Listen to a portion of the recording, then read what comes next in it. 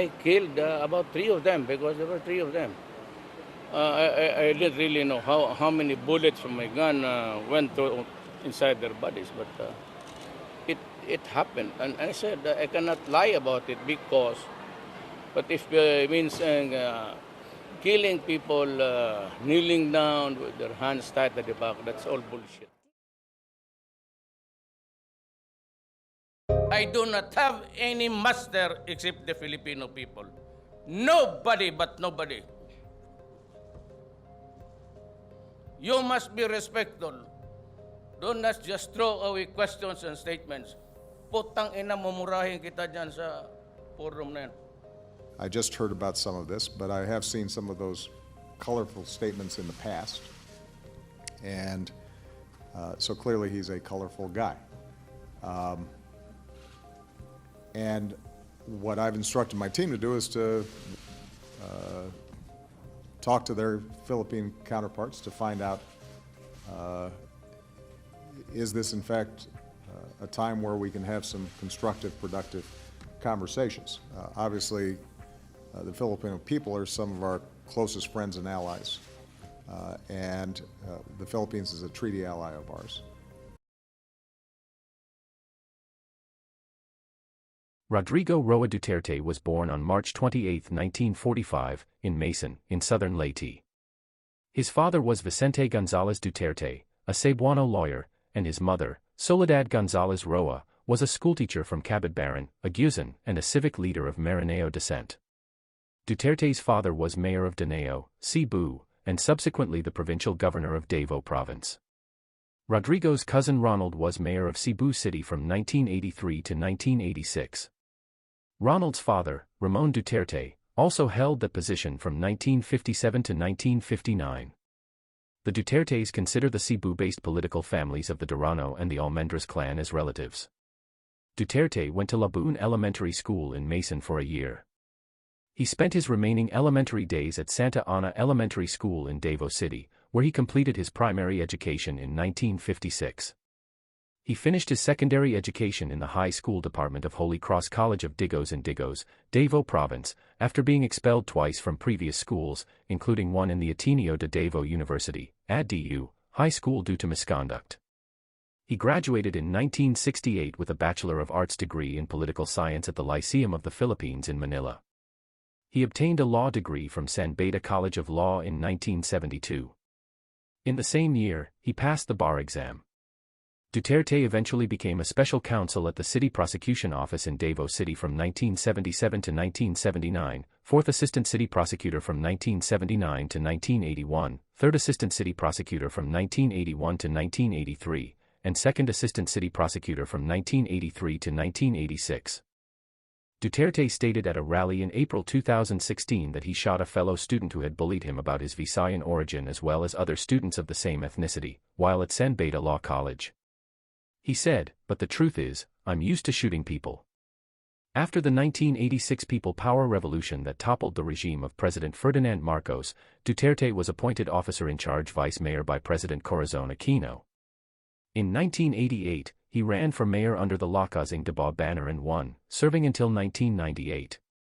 During Duterte's tenure as mayor, Davao City experienced economic boom and a significant decrease in crime from being a conflict-ridden area between communists and right-wing groups during the 1970s and 80s, and is constantly rated as among the safest in the country.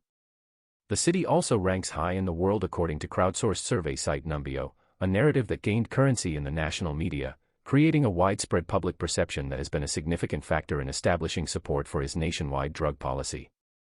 The city was also awarded Most Child-Friendly City for Highly Urbanized category in 1998, 1999, 2013, and 2014. Duterte has been linked by human rights groups such as Amnesty International and Human Rights Watch to extrajudicial killings of over 1,400 alleged criminals and street children by vigilante death squads. In the April 2009 UN General Assembly of the Human Rights Council, the UN report said, "The mayor of Davao City has done nothing to prevent these killings, and his public comments suggest that he is, in fact, supportive."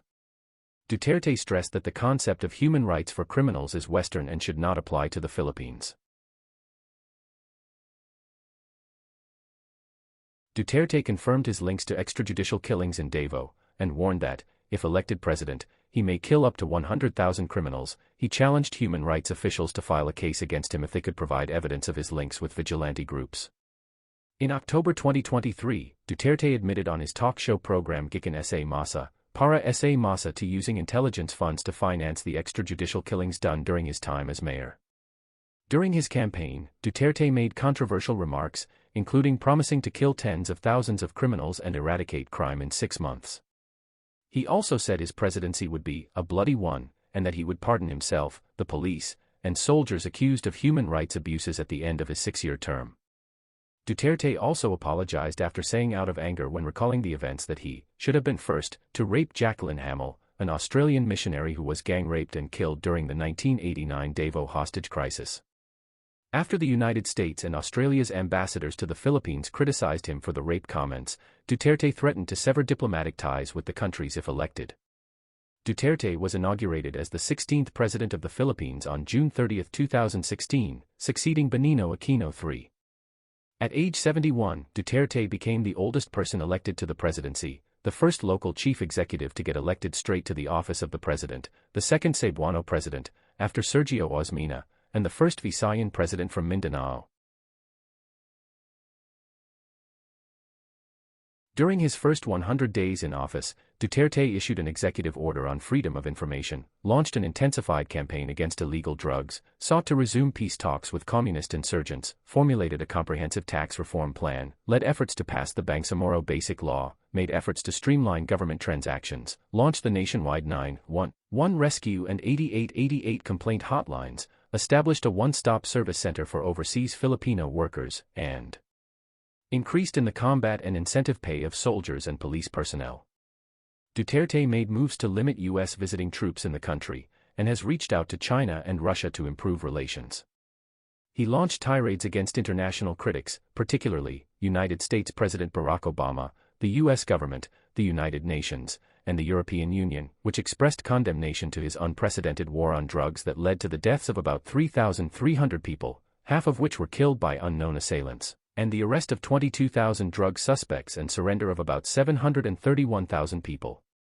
Duterte reformed the country's tax system in an effort to make the country's tax system fairer, simpler, and more efficient. In December 2017, he signed Tax Reform for Acceleration and Inclusion Law, TRAIN Law, which excludes those earning an annual taxable income of $250,000 and below from paying the personal income tax, while raising higher excise taxes on vehicles, sugar-sweetened beverages, petroleum products, tobacco, and other non-essential goods. The Duterte administration has vowed to pursue what it describes as an independent foreign policy that would reject any meddling by foreign governments, reiterating Article 2, Section 7 of the 1987 Constitution, which states, "The state shall pursue an independent foreign policy. In its relations with other states, the paramount consideration shall be national sovereignty, territorial integrity, national interest, and the right to self-determination." In September 2016, Duterte said, "We will observe and must insist on the time-honored principle of sovereignty, sovereign equality, non-interference, and the commitment of peaceful settlements of dispute that will serve our people and protect the interests of our country." Duterte made his first international trips as president to Vientiane, Laos, and Jakarta, Indonesia on September 5 to 9, 2016. Duterte pursued improved relations with China and Russia, and lessened the country's dependence on its traditional ally, the United States.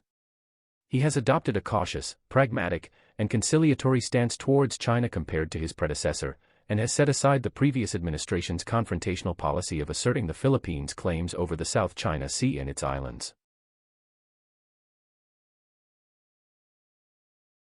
When your father, the President of the United States, was screwing Levinsky and the girls there in the White House, how did you feel?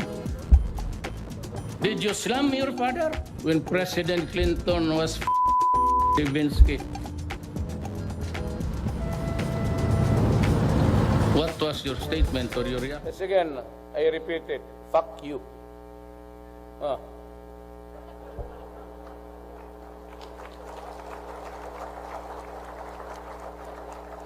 I repeat it, fuck you.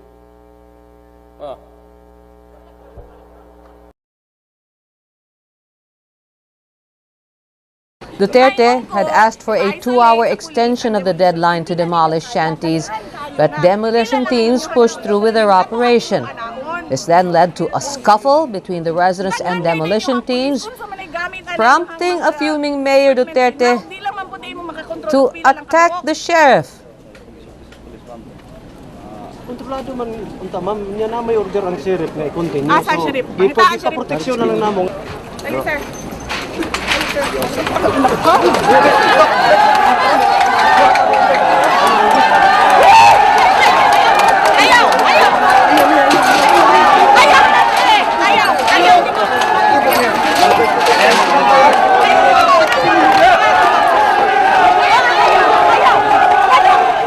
Over 200 houses were set to be demolished in the area based on a court order issued on June 23rd.